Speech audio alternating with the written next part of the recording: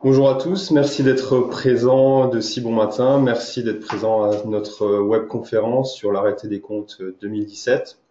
Certains d'entre vous me connaissent déjà, donc en quelques mots, je suis Olivier Bulbert, expert comptable de groupe Cofimé, et je vais vous présenter la première partie sur l'actualité comptable de cette fin d'année 2017. Ma collègue Claire Schweitzer va vous présenter la partie fiscale, sociale et juridique de cette fin d'année 2017. Pour toutes vos questions, vous pouvez utiliser la fenêtre qui est présente sur votre droite, l'onglet chatter. Pour des raisons de timing, on vous proposera de répondre à certaines questions seulement en fin de séminaire. Donc on est ensemble pour environ 45-50 minutes. Voilà, on va démarrer tout de suite avec l'actualité comptable. Donc l'objectif effectivement de la webconférence, c'est de connaître les nouvelles comptables de cette fin d'année 2017 et faire le point sur l'actualité pour la rentrée 2018. Le sommaire de l'actualité comptable, voilà, on a 10 points à voir ensemble ce matin pour cette actualité comptable de cette fin d'année 2017. L'actualité juridique, 6 points prévus. L'actualité fiscale, quelques points. Et enfin, l'actualité sociale. L'actualité comptable, voilà, donc on va rentrer dans le vif du sujet puisque le programme est extrêmement dense pour ce matin. Les corrections d'erreurs. Tout d'abord, comptablement, la correction d'erreurs doit être comptabilisée dans le résultat de l'exercice ou dans les capitaux propres au cours duquel elles sont constatées. Fiscalement, il s'agit d'une nuance fiscale. Au contraire, elles sont reprises dans le résultat fiscal de l'exercice au cours duquel est née l'erreur. Donc, comptablement, la correction doit être opérée l'année de constatation de l'erreur, car impossibilité de corriger les comptes déposés. Effectivement, comptablement, vous le savez, les comptes sont déposés au greffe du tribunal et publiés. Donc, les comptes annuels ne peuvent pas être modifiés aussi simplement. Fiscalement, en revanche, la correction doit être réalisée l'année de réalisation de l'erreur par voie contentieuse. Cette erreur n'est donc pas déductible l'année de comptabilisation. Il est nécessaire de réaliser une correction extra-comptable l'année de la correction. Il s'agit des principales discordances entre la comptabilité et la fiscalité. Un petit rappel sur le délai légal de réclamation. Pour ce type de correction d'erreur, il s'agit d'un délai qui est au plus tard le 31/12 de la seconde année suivant celle de la réalisation de l'erreur. Pour prendre un exemple concret, vous avez jusqu'au 31/12/2017 pour corriger une erreur qui daterait de 2015. Tout ce qui est avant est considéré comme perdu. Donc à l'écran, vous voyez la Cour d'appel administratif de Marseille a rendu un arrêt le 13 avril 2014 qui concernait une société qui avait corrigé la même année une erreur de 240 000 euros. Donc la même année, elle l'avait corrigée comptablement et fiscalement. L'administration fiscale a refusé la déductibilité fiscale l'année même, puisque je le disais tout à l'heure, il faut corriger fiscalement l'année de réalisation de l'erreur par voie contentieuse. Ce qui s'est passé pour cette société, c'est que les 240 000 euros ont été refusés en déductibilité fiscale. Les 240 000 euros ont été corrigés comptablement sans bénéficier d'aucun avantage fiscal. Aucune déduction n'a été admise. La divergence fiscalo-comptable dans ce cas nécessite donc un retraitement extra-comptable. Il s'agit donc d'une réintégration ou d'une déduction sur l'état 2058A de votre liasse fiscale pour l'année. Le point suivant, donc on voulait revenir sur la notion de garantie d'actifs et en l'occurrence garantie de passifs. Un petit rappel, la garantie de passif ou d'actif est le fait pour le cédant de s'engager en cas d'apparition d'un passif imprévu ou d'une diminution d'actifs résultant d'un événement antérieur à la cession, à indemniser l'acquéreur des titres ou la société cédée à hauteur du passif nouveau ou de la diminution d'actifs, quel que soit le montant. La Cour de cassation nous précise qu'en l'absence de stipulation, l'acquéreur, donc le cessionnaire des titres, est seul bénéficiaire de la garantie. Pour des raisons fiscales, si l'objectif est d'en faire bénéficier le cédant, donc la société acquise, il est préférable de le stipuler clairement dans l'acte. Un petit récapitulatif sur ce que nous dit la Cour de cassation. Seul l'acquéreur est donc le bénéficiaire de la garantie, sauf si une stipulation claire désigne la société dont les titres sont cédés comme bénéficiaire de la garantie.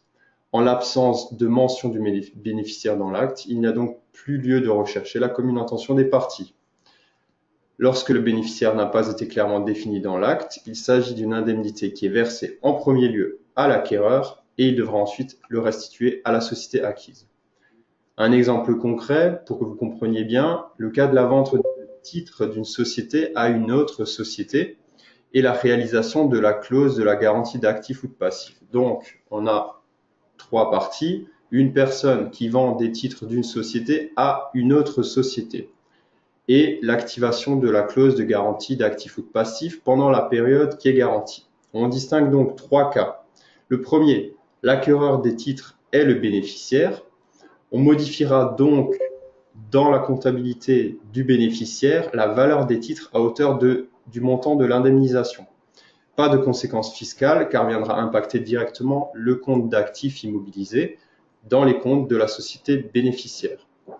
Le second cas, la société acquise est seule bénéficiaire, il s'agit d'un produit imposable. Et le troisième cas, celui qui nous intéresse, l'acquéreur est bénéficiaire mais fait le choix de reverser à la société dont les titres sont acquis.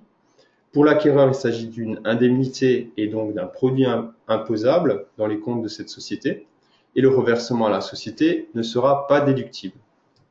Le traitement comptable et fiscal de la somme reçue en garantie est donc clair, à condition que l'acte stipule clairement un versement direct en faveur de la société acquise lorsque l'intention est de faire bénéficier la société acquise de la garantie de passif. Il est donc préférable de le stipuler clairement dans l'acte et c'est ce que la Cour de cassation nous précise. Donc, si vous avez une cession de titre qui est effectuée, précisez dans l'acte directement qui est le bénéficiaire effectif de la clause de garantie d'actifs ou de passifs.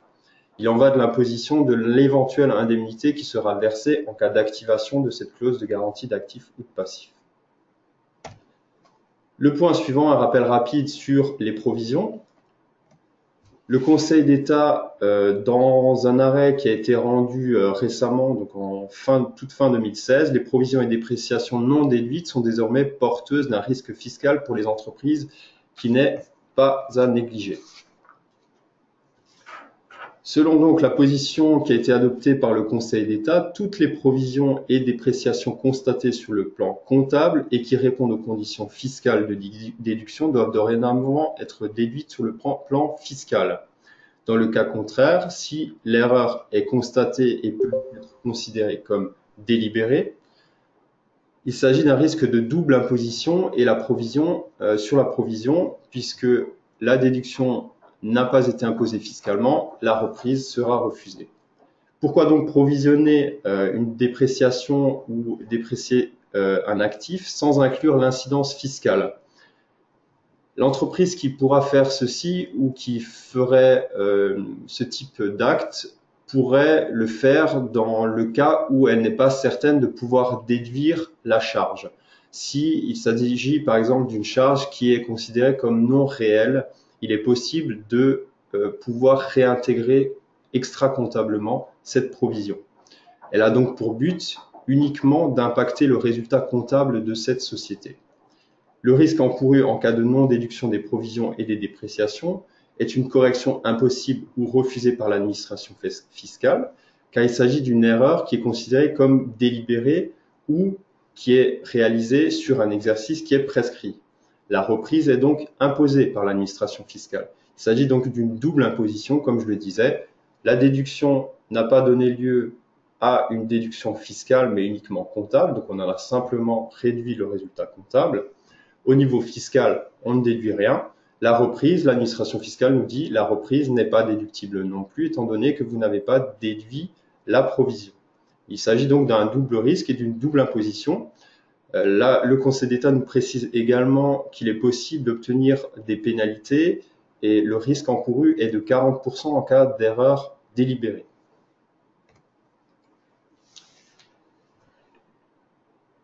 Le conseil qu'on vous donnera sur ce type de provision au niveau fiscal et comptable, c'est s'il n'existe pas de texte clair sur le plan fiscal, il est recommandé par prudence de déduire ces provisions, le déduire dès leur réalisation pour s'assurer que la provision, la reprise de cette provision ne soit également pas imposable.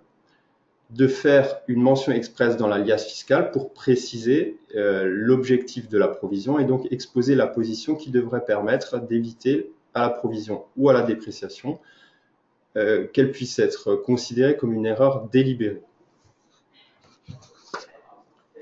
Le point suivant concerne les sommes versées en cours de bail ou à la signature du bail. Toute somme versée en cours de bail commercial par le preneur ou le bailleur en contrepartie de l'acquisition de droits nouveaux doit être immobilisée. Fiscalement, le Conseil d'État vient de juger qu'il en était de même. Donc, il y a une corrélation entre le traitement fiscal et le traitement comptable qui est opéré sur les sommes versées en cours ou à l'entrée au bail. Comptablement, on distingue donc deux situations. Soit cette somme est versée au bailleur et est considérée comme un supplément de loyer, tout simplement parce que le loyer est inférieur au prix du marché. On constatera ça directement en charge constatée d'avance. Soit il s'agit de l'acquisition de droits nouveaux, lorsque le bailleur, par exemple, renonce à son droit de résilier le bail pendant une période assez longue. Il s'agira alors de le comptabiliser en immobilisation incorporelle. Fiscalement, lorsque le droit d'entrée constitue un supplément de loyer à concurrence de la différence entre la valeur locative réelle du local et le loyer effectivement versé, il est constaté en charge fiscalement sur une durée au moins égale à celle du bail. Donc il s'agit d'étaler cette charge comptablement puisqu'elle est constatée en charge constatée d'avance. Mais fiscalement également, il s'agira de la réintégrer à mesure que le bail est consommé. Lorsque le montant du loyer est normal, ce droit d'entrée constitue l'acquisition d'un droit nouveau. Il s'agit donc d'un élément incorporel de type fonds de commerce et n'est donc pas déductible dans les comptes de la société. On distingue donc deux traitements, le traitement comptable, comptabilisation en immobilisation incorporelle 206, et fiscalement, il s'agit d'un élément incorporel du fonds de commerce reconnu à l'actif et donc non déductible. Il y a donc deux traitements, soit une immobilisation corporelle dès lors qu'elles sont représentatives d'un droit nouveau, soit des charges constatées d'avance dès qu'elles sont représentatives d'un supplément de loyer. Le point suivant concerne une définition qui a été précisée par l'administration fiscale concernant les titres de participation. On va avancer.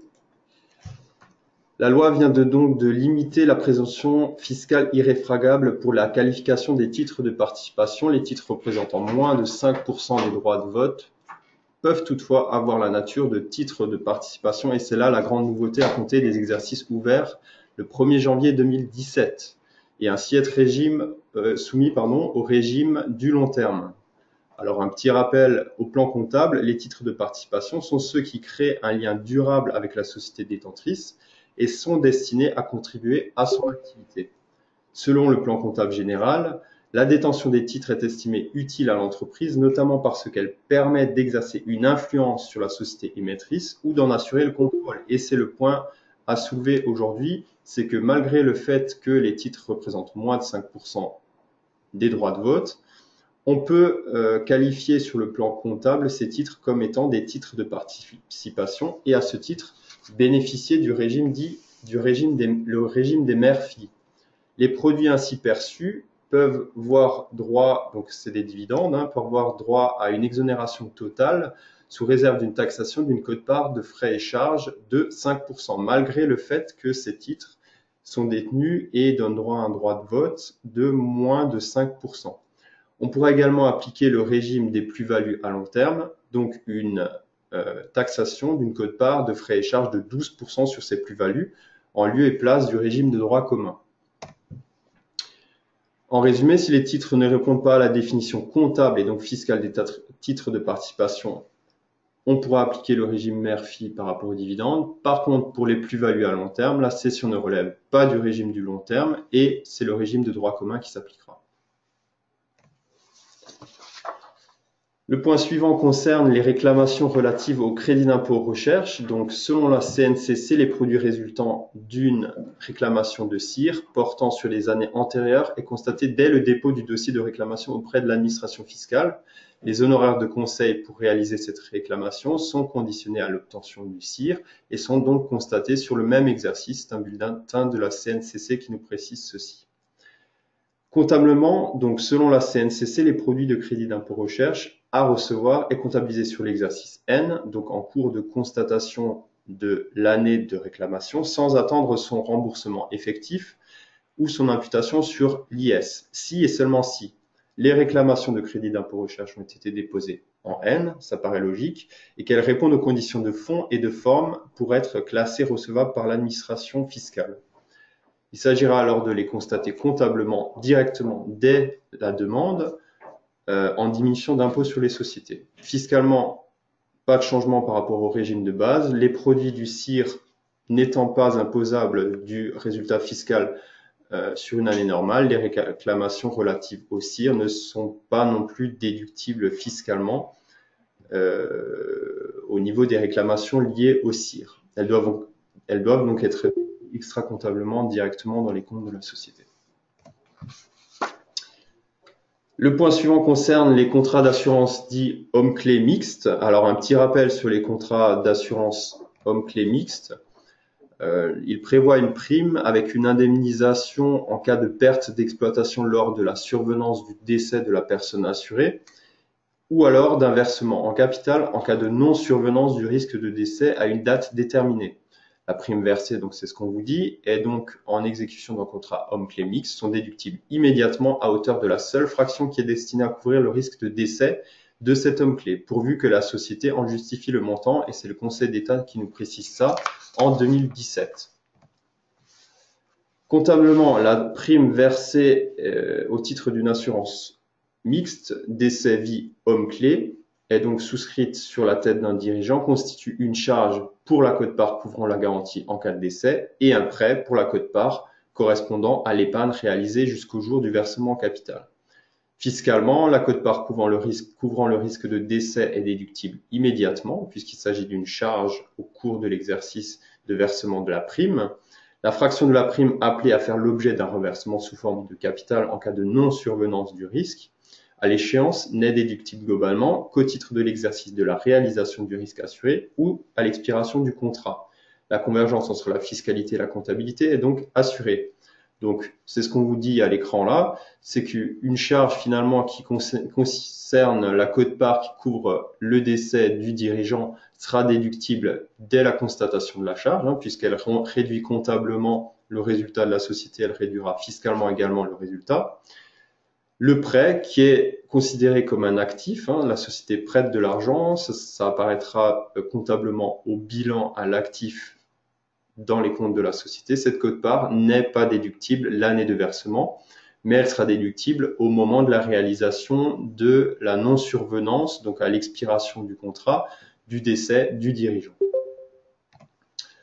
En 2017, le Conseil d'État nous précise donc qu'il appartient à la société de justifier le montant de la prime et c'est là la nouveauté relatif à l'assurance décès pour en assurer la déductibilité. Dans le cas contraire, l'intégralité de la prime sera non déductible immédiatement.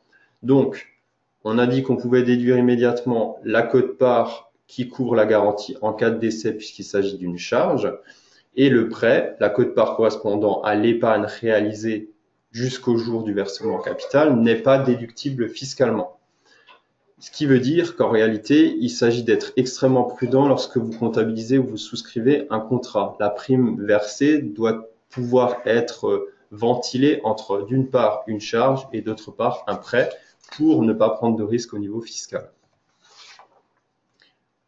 Le point suivant concerne le coût de création d'un fichier client, puisqu'on est en plein dedans au niveau actualité fiscale. C'est la réforme de la RGPD, donc la protection des données.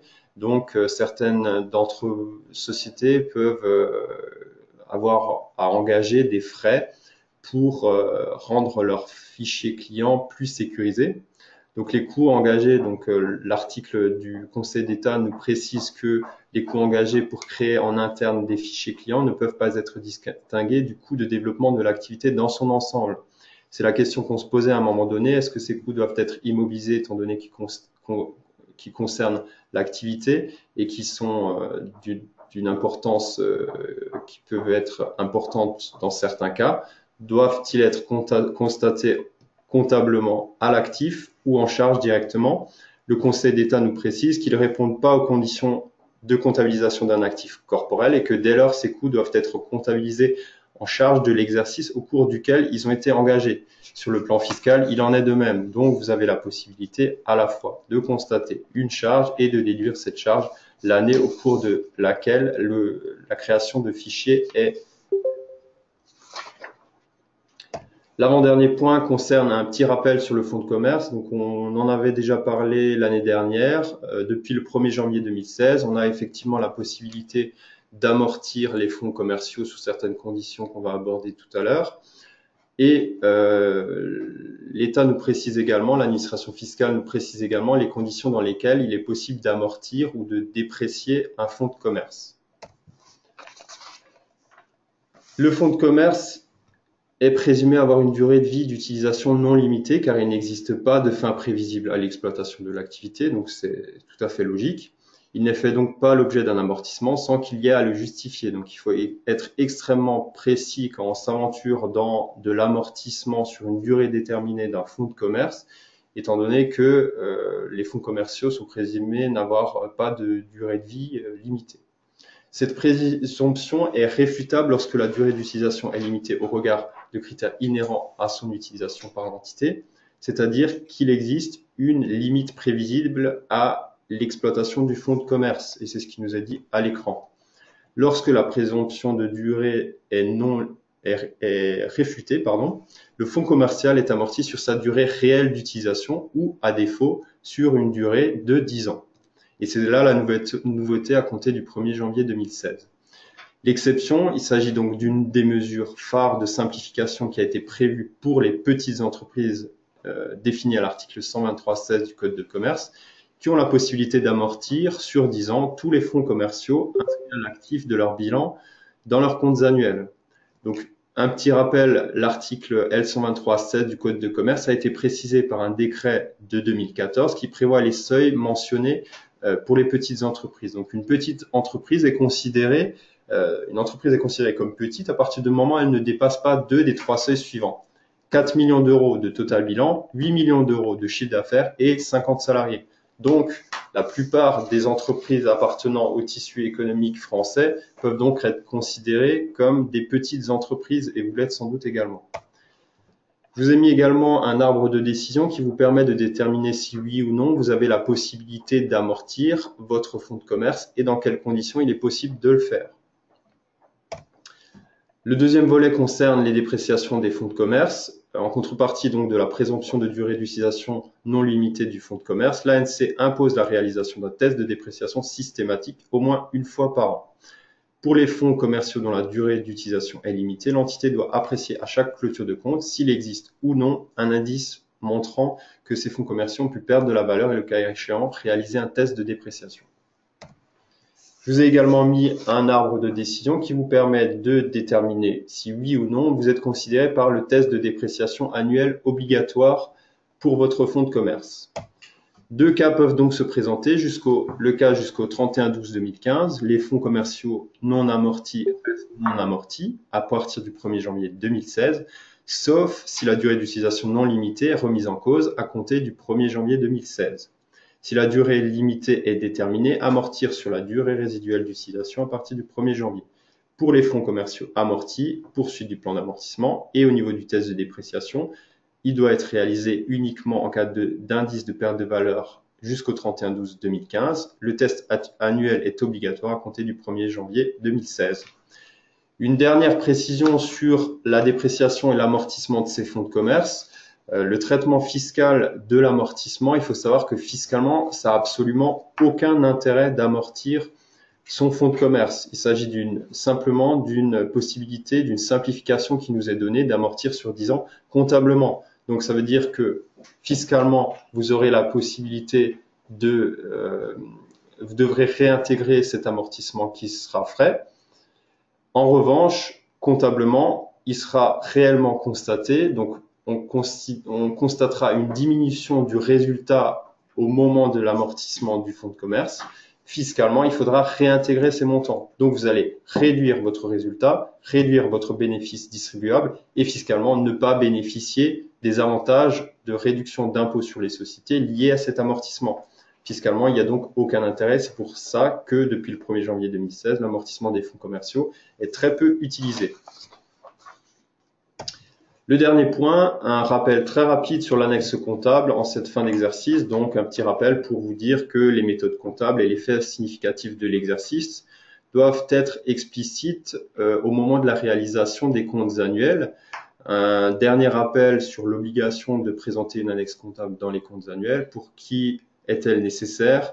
Elle est nécessaire pour les entreprises qui ne dépassent pas le statut des micro-entreprises. Alors, ce qu'on appelle micro-entreprises aujourd'hui, il s'agit des entreprises qui ne dépassent pas 350 000 € de total bilan, 700 000 € de chiffre d'affaires sur une année et 10 salariés.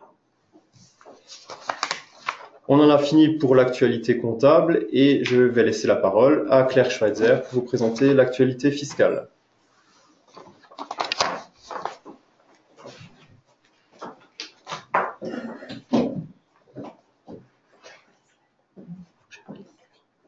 Bonjour à tous. Voilà, je vais vous parler de l'actualité fiscale. Effectivement, cette fin d'année, il y a un certain nombre de points assez importants en matière fiscale. Le premier étant, bien sûr, vous en avez sans doute entendu parler, le report du prélèvement à la source de l'IR. Voilà. Donc, en fait, s'agissant du prélèvement à la source de l'IR, vous avez parlé longuement de ce thème lors de la présentation loi de finances en début d'année. Comme vous le savez, François Hollande voulait mettre en place ce fameux prélèvement à la source et il devait entrer en vigueur le 1er janvier 2018. Sauf que la loi du 15 septembre 2017 d'habilitation à prendre par ordonnance les mesures pour le renforcement du dialogue social a sollicité un audit de l'IGF et de cabinets indépendants pour évaluer la charge induite pour les collecteurs concernant la mise en place de ce prélèvement à la source et a prévu une expérimentation à partir de juillet 2017. Mais finalement, une ordonnance du 22 septembre 2017 a imposé un report de l'entrée en vigueur au 1er janvier 2019. Et donc, tous les dispositifs dont on vous avait parlé en début d'année relatifs à l'année de transition sont reportés d'1 an. Donc, ça signifie que pour l'imposition de vos revenus 2017, on reste dans un schéma qui est inchangé par rapport à 2016, c'est-à-dire que vous allez établir votre déclaration d'impôt sur le revenu en mai 2018 et pour l'instant, il n'y a absolument rien de changé. Au 1er janvier 2018, on aurait dû avoir une mise en place au niveau du bulletin de paie des prélèvements à la source, mais ce sera finalement au 1er janvier 2019. Étant précisé que, évidemment, les règles de fond sur le prélèvement à la source sont pour l'instant inchangé, c'est-à-dire que en effet, je vous ai remis les slides concernant le prélèvement à la source dont nous vous avions parlé en début d'année. Donc juste pour rappeler brièvement, l'objectif de la réforme du prélèvement à la source était de supprimer le fameux décalage d'1 an entre la perception du revenu et le paiement de l'impôt. Parce qu'en effet, aujourd'hui, par exemple, sur les revenus 2017, vous allez établir votre déclaration d'impôt sur le revenu en mai 2018 et vous allez payer les acomptes provisionnels en février, puis évidemment en mai 2018 et ensuite vous aurez un avis d'impôt en septembre 2018. Donc effectivement, il y a en pratique un décalage d'1 an. Donc c'était le premier objectif de la réforme et le deuxième objectif était de moderniser le recouvrement de l'impôt puisqu'effectivement dans la plupart des pays européens, cette mesure est déjà mise en place. Donc aujourd'hui, la mise en œuvre est donc reportée au 1er janvier 2019. Et donc cette réforme ne consiste pas en une réforme sur le fond, c'est-à-dire que le barème progressif de l'impôt sur le revenu, le quotient familial, tout ce qui est imputation des réductions et crédits d'impôt reste en place. En revanche, cette réforme se substitue essentiellement au régime de ce qu'on appelle les versements d'acompte provisionnel et à la mensualisation. Donc, on n'aura plus ce système d'acompte provisionnel ou de mensualisation. L'employeur prélèvera directement sur la paye du salarié la retenue à la source applicable. Donc, c'est un système qui est complètement différent du système actuel sur ce point. Donc, alors, du coup, ça... Voilà, excusez-moi, les slides avaient du mal à passer. Donc, effectivement, quand on parle de prélèvement à la source, ça recouvre deux types de prélèvements. Ce qu'on appelle la retenue à la source sur les revenus salariaux et assimilés, et l'acompte contemporain sur tout ce qui est revenu du travail indépendant et revenus fonciers. Donc, le point important à retenir de cette réforme du prélèvement à la source, c'est que ça ne concerne pas seulement les revenus salariaux, mais également tous les revenus fonciers, les revenus du travail indépendant. Donc, en pratique, ça signifie que la charge de l'impôt et de la collecte de l'impôt ne sera pas uniquement sur les entreprises qui devront prélever, bien sûr, la retenue à la source sur les bulletins de paye pour leurs salariés, mais également sur les contribuables eux-mêmes, puisqu'un contribuable qui a des revenus fonciers devra lui-même s'acquitter de l'acompte contemporain tous les mois auprès de l'administration fiscale. Et bien sûr, ça suppose de connaître le montant de l'acompte contemporain applicable. Donc, c'est pour ça également que cette réforme est reportée, puisqu'effectivement, ça suppose une mise en place quand même relativement longue et ça va avoir un impact très très important sur les employeurs, bien sûr, mais les contribuables eux-mêmes. Donc là, je vous ai mis un tableau récapitulatif des différentes retenues et acomptes qui s'appliquent. Et donc, je vous rappelle que ne seront pas concernés par le prélèvement à la source les plus-values immobilières, les plus-values sur cession de valeurs mobilières et les revenus de capitaux mobiliers. Donc, je vous ai mis un certain nombre de slides sur le prélèvement à la source. Néanmoins, l'information essentielle, c'est qu'il est reporté au 1er janvier 2019. Je ne vais pas rentrer dans tous les détails de la mise en place du régime. Donc, je passe ces slides, mais néanmoins, si vous avez une question sur toutes les mesures d'application, etc., n'hésitez surtout pas, on en discutera ensemble. Alors, l'autre grande réforme, c'est en matière de CVAE et intégration fiscale. Donc, pour rappel, la CVAE est calculée en fonction de la valeur ajoutée produite par l'entreprise et le taux d'imposition effectif dépend du chiffre d'affaires réalisé. Or, lorsque on est en intégration fiscale, le taux effectif des sociétés membres du groupe est déterminé en fonction du chiffre d'affaires consolidé du groupe. Donc, le taux de la CVAE est calculé en fonction du chiffre d'affaires consolidé, ce qui implique un taux effectif plus important que si on prenait le chiffre d'affaires de chacune des sociétés. C'est un des inconvénients de l'intégration fiscale en matière de CVAE, c'est un impact fiscal qui n'est pas avantageux. Donc, le Conseil constitutionnel, dans une décision du 19 mai 2017, a estimé que cette cumulation du chiffre d'affaires au niveau du groupe en matière d'intégration fiscale est contraire au principe d'égalité devant la loi, parce qu'en fait, il crée une distinction entre les groupes selon qu'ils sont intégrés ou non. Or, dans une précédente décision du Conseil constitutionnel, Surdaniel s'était clairement positionné sur le fait que l'intégration fiscale ne devait avoir d'impact qu'en matière d'impôt sur les sociétés et ne pouvait pas avoir d'impact sur les autres impositions. Or là, on a un exemple typique de cas dans lequel l'intégration fiscale va avoir un impact sur le taux de la CVAE, ce qui est contraire à la Constitution. Le Conseil constitutionnel a donc déclaré inconstitutionnel cette consolidation du chiffre d'affaires en matière d'intégration fiscale, et cette inconstitutionnalité est applicable à compter du 20 mai 2017. Donc ça signifie qu'à compter de cette date, on ne peut plus consolider le chiffre d'affaires en matière d'intégration fiscale pour estimer le taux de la CVAE. Donc c'est très intéressant fiscalement pour les entreprises qui sont en intégration fiscale, puisque ça leur permettra d'avoir un taux de CVAE plus faible. Donc, voilà, la DGFiP a pris acte de cette décision du Conseil constitutionnel puisque elle s'est positionnée sur le fait que le taux d'imposition sera calculé en fonction du chiffre d'affaires propre aux entreprises membres du groupe. Donc on ne consolide plus le chiffre d'affaires. Et dans des déclarations, elle a estimé qu'il fallait déclarer uniquement le chiffre d'affaires de l'entreprise, ne plus se servir de la ligne 03 montant du chiffre d'affaires de référence du groupe, ni la ligne 03 bis sirène de la société tête de groupe. Et ces mesures sont applicables dès cette année au relevé d'acompte numéro 1329 AC.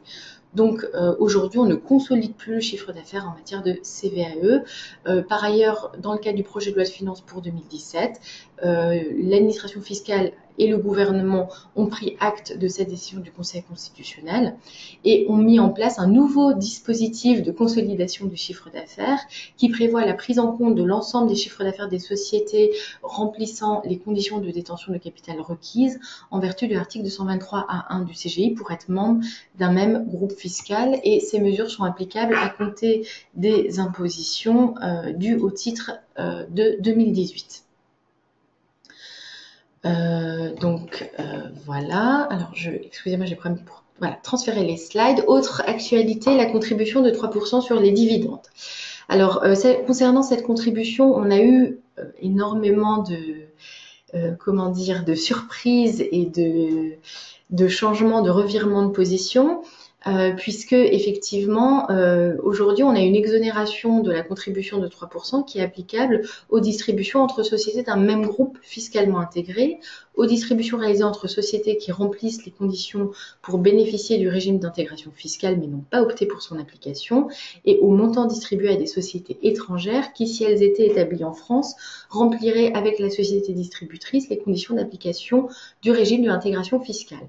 Ces dispositions qui sont applicables actuellement résultent de la loi de finances de l'année dernière, qui elle-même a pris en compte une décision du Conseil constitutionnel qui était intervenue en septembre 2016, puisqu'en fait, il y avait une remise en cause de la constitutionnalité de cette contribution de 3%, au motif que, là encore, au motif qu'elle crée une discrimination, puisqu'effectivement, les sociétés qui étaient en intégration fiscale pouvaient se voir exonérées de la contribution de 3% sur les dividendes, alors que celles qui n'y étaient pas n'étaient pas exonérées de cette contribution. Donc, dans une décision de septembre 2016, le Conseil constitutionnel a estimé qu'effectivement, ça crée une inégalité devant la loi entre les sociétés qui sont en intégration et les autres non.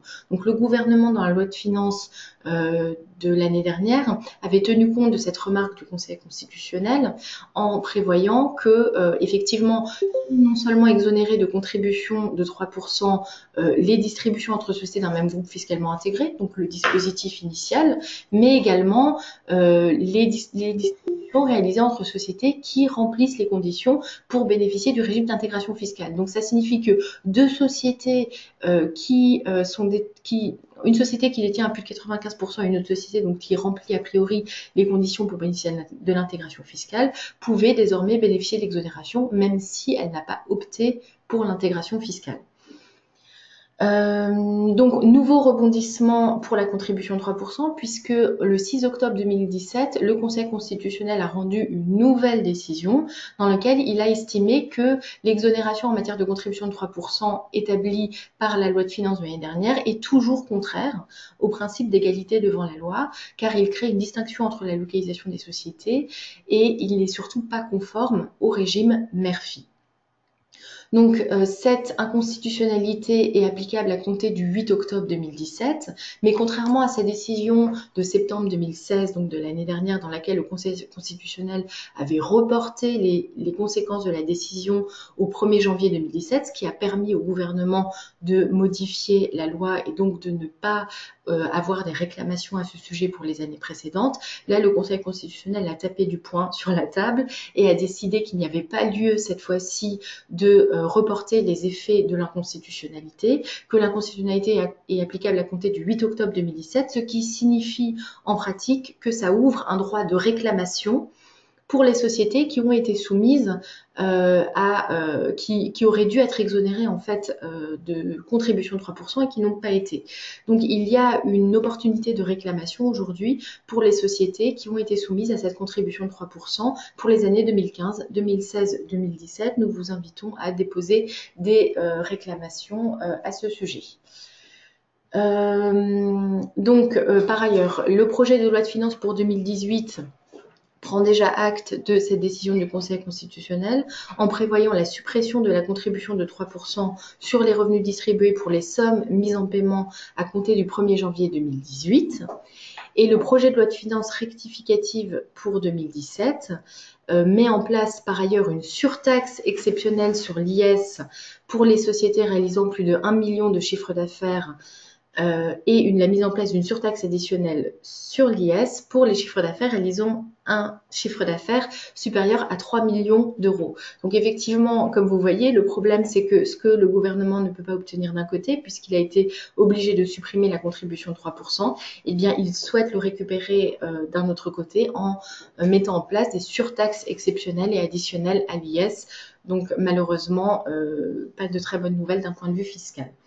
Néanmoins, on a une lueur d'espoir puisque le Sénat a rejeté le projet de loi de finances rectificative pour 2017 et a saisi le Conseil constitutionnel sur cette fameuse question de surtaxe exceptionnelle et additionnelle à l'IS, estimant que ce n'était pas conforme à la Constitution. Donc on attend la décision du Conseil constitutionnel à ce sujet.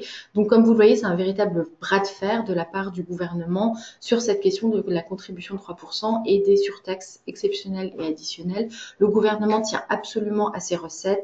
Et je pense qu'il y aura encore des rebondissements à ce sujet dans les prochaines semaines.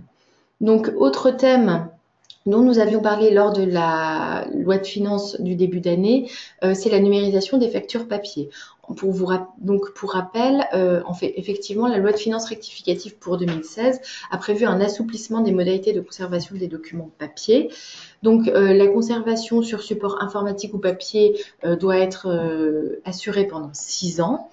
Et on a des détails qui ont été apportés sur les modalités de numérisation des factures papier qui ont été fixées. Donc, quand on transfère vers un support informatique devant être réalisé dans les conditions garantissant leur production à l'identique, ou en matière d'archivage numérique pouvant être effectué par l'assujetti lui-même ou un tiers. Donc, ce qu'il faut retenir de cette réforme, c'est que, en fait, on peut, alors qu'auparavant, on devait conserver les factures sous forme papier. Aujourd'hui, la conservation des fichiers sous forme numérisée et essentiellement sous format PDF ou PDF A3 est possible. Effectivement, il faut un cachet serveur fondé sur un certificat conforme, au moins au référentiel général de sécurité RGS de niveau 1 étoile. Il faut que ce soit assuré, ou bien faut que ce soit assuré par une entreprise numérique, ou bien par une signature électronique fondée sur une certification conforme, ou tout autre dispositif sécurisé équivalent fondé sur un certificat délivré par une autorité de certification figurant sur la liste de confiance française. Donc, effectivement, la conservation des fichiers numérisés sous format PDF est tout à fait possible, mais comme vous le voyez dans cette liste, il y a un certain nombre de précautions à prendre et il faut quand même mettre en place soit des signatures électroniques, soit des dispositifs sécurisés qui permettent d'assurer la conservation des données. Sinon, ce sera refusé par l'administration fiscale. Donc, en cas de doute, gardez vos factures papier et n'hésitez pas à nous poser des questions si vous souhaitez mettre en place cette conservation des fichiers numérisés pour qu'on puisse voir ensemble quelles sont les garanties à mettre en place. Autre actualité, les logiciels de caisse. Alors, c'est une actualité très très importante. En fait, on a beaucoup de clients qui nous posent des questions sur cette notion de logiciel de caisse, puisqu'effectivement, la loi de finances pour 2016 a mis en place des règles pour les entreprises qui enregistrent les règlements de leurs clients via un logiciel ou un système de caisse. En effet, les logiciels et les systèmes de caisse sont aujourd'hui les principaux vecteurs de fraude constatée de la TVA. Et donc, l'administration fiscale a considéré que ces logiciels doivent satisfaire à des conditions d'inaltérabilité, de sécurisation, de conservation et d'archivage des données. Le but étant justement d'éviter ces fraudes constatées à la TVA, avec des amendes qui sont relativement importantes, puisque la non-production du certificat ou de l'attestation justifiant la conformité est de 7 500 € par système de caisse concerné, avec une mise en conformité qui doit être faite dans les 60 jours. Donc l'entrée en vigueur de cette réforme était prévue au 1er janvier 2018, donc c'est dans quelques mois.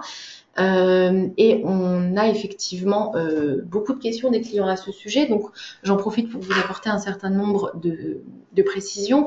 Donc parce que effectivement, on a un certain nombre d'entreprises qui sont compétentes en matière de logiciels de gestion, qui souhaitent faire payer à leurs clients, donc justement cette sécurisation, etc., dans des cas où ce n'est pas forcément justifié.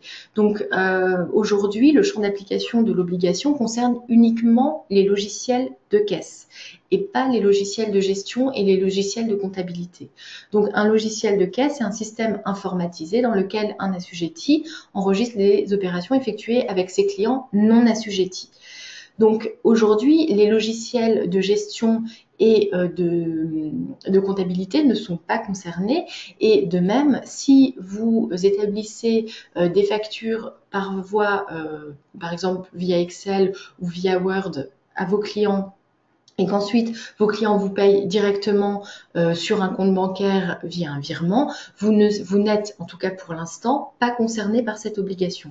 Il s'agit vraiment des logiciels de caisse par lesquels les contribuables enregistrent des paiements de non-assujettis, et en précisant que ces paiements peuvent être faits en liquide.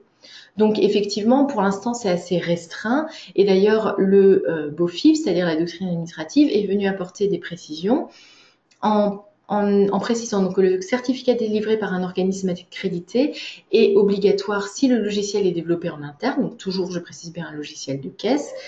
Et il faut une attestation individuelle de l'éditeur du système de caisse concerné qui doit être conforme au modèle administratif, donc modèle administratif qui est disponible via le BOFIP, donc sous BOI-lettre-00242, et via un support physique ou dématérialisé. Donc vraiment par rapport à ces logiciels de caisse, c'est pour l'instant uniquement les logiciels de caisse qui sont concernés et pas les logiciels de gestion. Ce sera malheureusement peut-être pas le cas au 1er janvier 2019 parce qu'elle compte étendre ces obligations. Donc les clients qui ont des logiciels de gestion seront peut-être concernés, mais pour l'instant, seuls les clients qui ont des logiciels de caisse sont concernés. Enfin, je précise les certaines mesures qui sont applicables dans le projet de loi de finances 2018. Alors, je précise immédiatement qu'il ne s'agit pour l'instant que d'un projet qui est en cours de discussion auprès du Sénat et de l'Assemblée nationale. Donc, il peut encore y avoir un certain nombre de modifications sur ce projet. Donc, voilà, bien sûr, nous ferons des présentations de loi de finances en début d'année à ce sujet, mais je souhaitais quand même évoquer avec vous un certain nombre de dispositions qui sont relativement intéressantes et qui sont prévues par ce projet de loi de finances 2018. Le premier étant la baisse de l'IS. Donc, c'était déjà prévu dans le cadre du projet de loi de finances de l'année dernière, mais la baisse de l'IS serait renforcée puisqu'on aurait un maintien du taux réduit de 15% pour les PME qui en bénéficient déjà et une diminution du taux de droit commun jusqu'en 2022.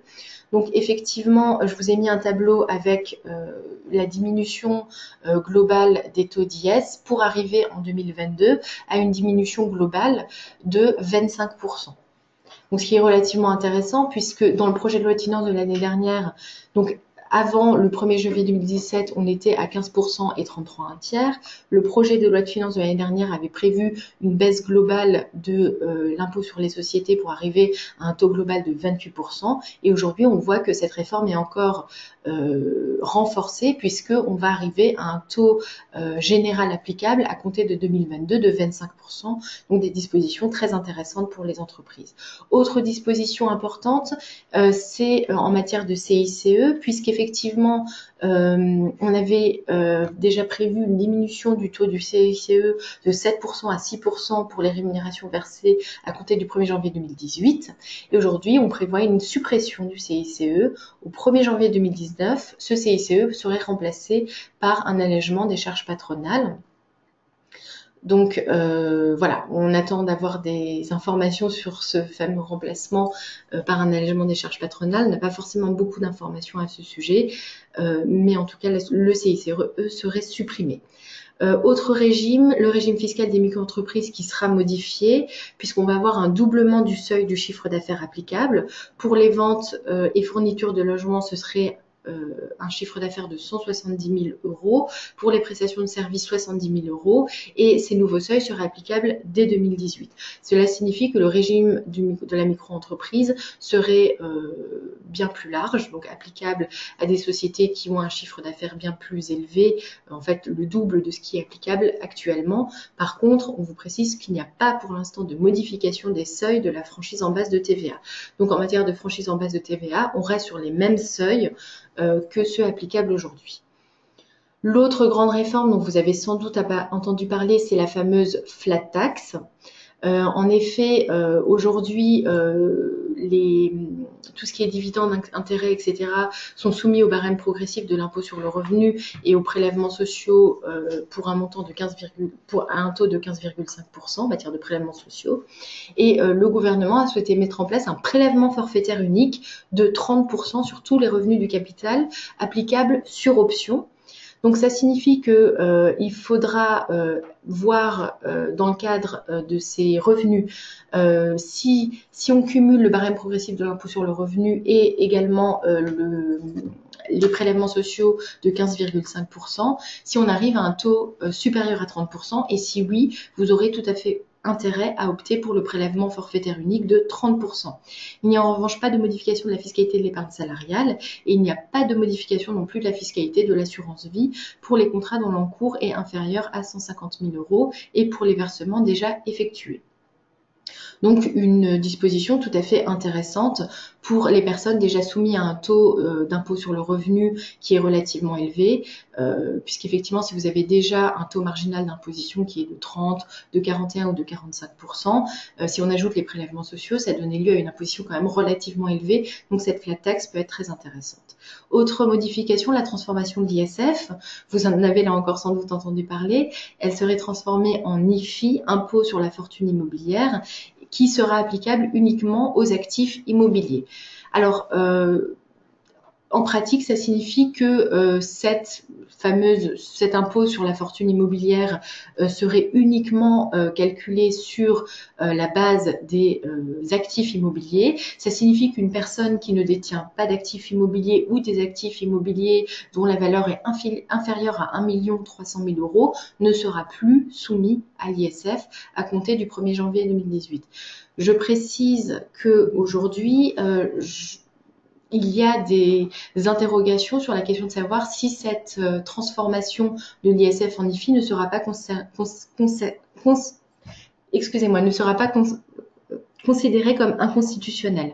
En effet, il y a quand même un risque que le Conseil constitutionnel estime que c'est une différence de charge devant l'impôt, puisqu'effectivement, on aura de fait une différence entre les personnes qui ont un actif essentiellement constitué d'actifs immobiliers et les personnes qui ont un actif un patrimoine qui sera constitué essentiellement, par exemple, de titres de société, etc. Donc, la vraie question qui va se poser, c'est est-ce que le gouvernement peut justifier d'un intérêt général qui justifie ces différences de traitement? L'intérêt général qu'on pourrait voir, bien sûr, serait le fait que les personnes qui ont un actif immobilier participent moins à l'économie que les personnes qui ont, par exemple, des titres de société. Donc, voilà, après, c'est une question d'appréciation, mais il y a quand même aujourd'hui un vrai questionnement des professionnels en matière fiscale sur la question de savoir est-ce que cette réforme va passer devant le Conseil constitutionnel. Nous n'en sommes absolument pas sûrs. Autre réforme, la suppression de la taxe d'habitation qui va concerner plus de 80% des ménages. Voilà, donc autre réforme de projet de loi de finances pour 2018 concerne le crédit d'impôt pour la transition énergétique. Donc au départ, une suppression du crédit d'impôt pour la transition énergétique était prévue. Finalement, il semble qu'on se dirige plutôt vers une prorogation de ce crédit d'impôt jusqu'au 31 décembre 2018, mais avec une réduction des dépenses concernées par le CITE. Donc, les chaudières à haute performance énergétique ne seraient plus concernées par le CITE, ainsi que pour les parois vitrées, le CITE serait maintenu. Donc, les parois vitrées, il s'agit des fenêtres isolées. Le CITE serait maintenu jusqu'au 30 juin 2018 au taux de 15% et non plus de 30%, mais uniquement pour les contribuables, remplaçant du simple vitrage par du double vitrage. Et enfin, concernant les portes d'entrée et les volets isolants, ils seront également exclus du CITE à compter du 1er janvier 2018. Donc finalement, le CITE est prorogé, mais il y a vraiment une réduction des dépenses concernées.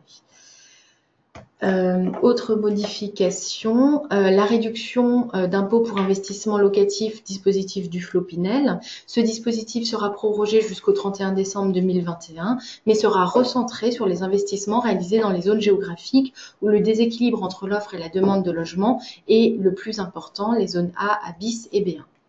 Et on a également un régime transitoire qui va s'appliquer pour les zones B2 et C pour les acquisitions de logements réalisées au plus tard le 31 mars 2018 avec contrat préliminaire de réservation ou promesse d'achat signée au plus tard le 31 décembre 2017. Voilà. Donc voilà pour l'actualité fiscale. Donc il y a quand même pas mal de choses. Ces actualités sont, comme je vous dis, amenées à changer en ce qui concerne le projet de loi de finances. Donc, je vous invite, comme chaque année, on fait des présentations loi de finances en début d'année, donc dans le cadre desquelles on parle du projet de la loi de finances définitive. Ici, je ne vous ai parlé que du projet. Donc, si vous voulez avoir des précisions sur la mouture finalisée de la loi de finances, je vous invite à participer à ces présentations. En matière d'actualité juridique, on vous a mis quelques slides. Vu la durée de l'intervention, je ne vais pas m'attarder sur la question. C'est juste pour information. Si vous avez des questions à ce sujet, n'hésitez pas. Et enfin, on vous a mis également quelques slides par rapport à l'actualité sociale. Par rapport notamment aux ordonnances Macron, nous avons également un certain nombre de présentations qui sont prévues par rapport aux ordonnances Macron et que nous vous invitons à suivre si vous êtes intéressés à ce sujet. Donc, n'hésitez pas à nous poser des questions dans le cadre du chat qui est organisé après la présentation et on y répondra à la fin de la conférence. Nous vous remercions pour votre attention. Voilà.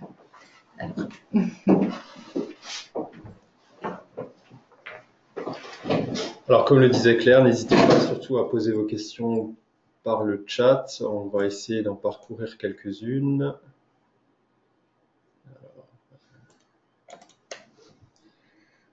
Alors, pour un petit rappel également, on va vous transmettre donc à tous les participants de la conférence, on vous transmettra le PowerPoint et un lien direct vers le replay de cette webconférence que vous puissiez revoir ou voir tous les sujets qui vous intéressent. Également poser vos questions, n'hésitez pas donc via le chat. Pour l'instant, nous n'avons pas de questions. Je pense qu'on a été assez précis avec Claire. Vous pouvez également nous poser vos questions par téléphone. Vous pouvez nous appeler. Donc c'est groupe Cofimé, donc 03 89 22 99 00. N'hésitez pas à nous appeler si certains points n'étaient pas assez clairs au niveau comptable en ce qui me concerne ou au niveau fiscal pour Claire. On vous remercie pour votre écoute et on vous dit à très bientôt pour une prochaine webconférence. À très bientôt. Au revoir. À bientôt, au revoir.